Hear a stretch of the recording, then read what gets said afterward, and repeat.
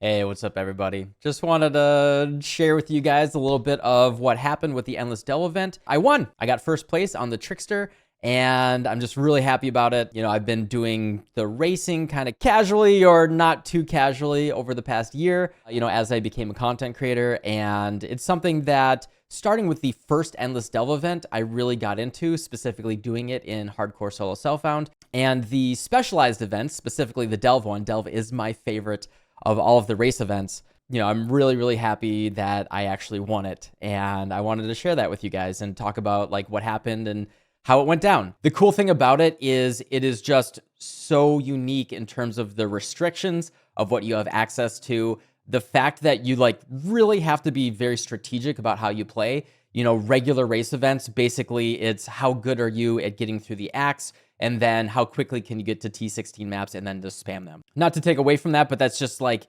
there's so much overlap with the way that the game usually works, and especially the people that just love speedrunning the campaign and all of that, like that's just like their specialty. Whereas something very unique like Delve or Heist, it's not something that you can just sit there and speedrun over and over again until you have it mechanically down. And since you are going as deep as possible, the difficulty scales to the point where like there's a lot of like taking a step back, backtracking, kind of going around and finding different nodes and trying to find, you know, how do I get around this smuggler stash? Because I really don't want to do it. All those rogue exiles are going to kill me. So as we saw, I did start with a Cold Dot Trickster, and it actually worked out really, really well. Cold Dot Trickster won the Mayhem event, and I also think it's first place right now in the Endless Delirium event. But with the way that Delve works, unfortunately, as we can see here, I have to play Detonate Dead, and I hate it. Once you get to a certain depth specifically, so Detonate Dead is already the fastest no matter what. There's a weapon here called Ashes of the Sun, which gives you 500% increased ignite duration and 25% increased burning damage and 30% chance to ignite, which allows you to hit 100% chance to ignite with much less investment, even for, you know, characters that usually can't get there. And the 500% increased ignite duration means that even if you're kicking off an ignite, you get ignites burn faster. It just gives you really, really solid damage. Then you can just kind of like run around like a chicken with his head cut off. What you do is you kick off your ignites and the gameplay looks a little something like this. You do your Infernal Cry, you do your Vol Detonate Dead, you throw some dynamite, and you just run around screaming while the monsters chase you until finally you learn that you should just drop the food and all of the monsters will explode and die. And since the nature of the monsters is like in the hardcore event especially, you're not going to be able to scale your damage very much. Detonate Dead will scale it pretty innately based on the monster HP. Now, eventually, the monster HP will have an additional scaler with the Delve scaling, so their base HP that Detonate Dead scales off of doesn't go up anymore, but Infernal Cry does, and this is really the key that allows you to go really, really deep, is Infernal Cry is based on the actual monster's HP and not just the corpse HP, which doesn't get scaled by the Delve scaling. You do your Infernal Cry, you throw all your Detonate, and it will explode everything. And that's really just like the only way to actually play. Like if we look at the ladder, we can see, yes, Huwu did take Vortex. He did win with Vortex on Occultist. But yeah, there were some weird comments on this saying like, oh, hey, did you know that the #1 person, like this was my video saying, hey, I have to switch to Detonate Dead. And there were some people saying like, did you know that the #1 person won with Vortex? But like the whole, if you opened up Huwu's stream, the whole time he was like, oh, I wish I switched to Detonate Dead. But he was racing. He didn't have time to swap. Detonate Dead just would have been better than Cold Dot, just due to the nature of the scaling. Occultist is able to get away with it because of Profane Bloom.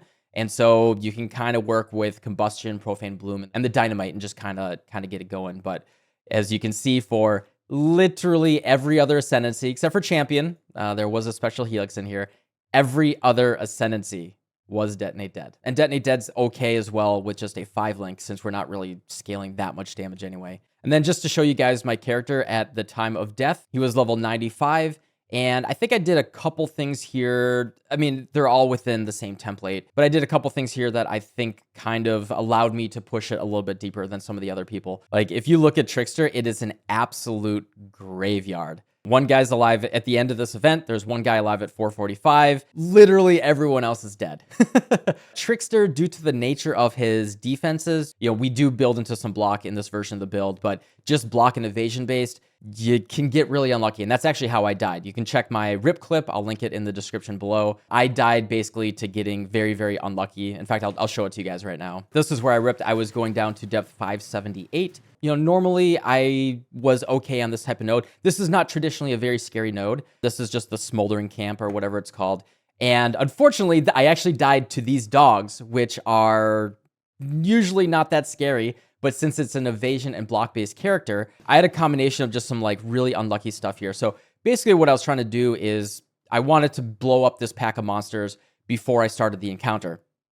And that's actually where the folly started. I just wanted to like slowly kill them with Vol Detonate Dead and save my dynamite for the camp encounter, because that's where I just wanted to blow everything up. And what I ended up doing is just kind of like slowly walking around. As you can see with Polymath, I can just get my life and ES back up as soon as a single monster dies. And so I went up here. Most of the monsters are ignited. They're about to die. Everything looks totally fine, right? Like most of the monsters are dead. These little totem guys are really not that scary usually. Couple really unlucky things here. My flasks, I never instilled them, so they didn't go off automatically, and I was just managing too much stuff, so I didn't hit them manually.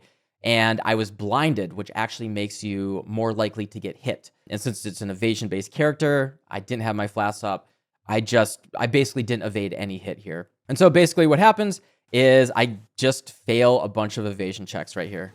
Boom. I just took all of the hits. I probably evaded maybe 1 or 2 out of 20 hits.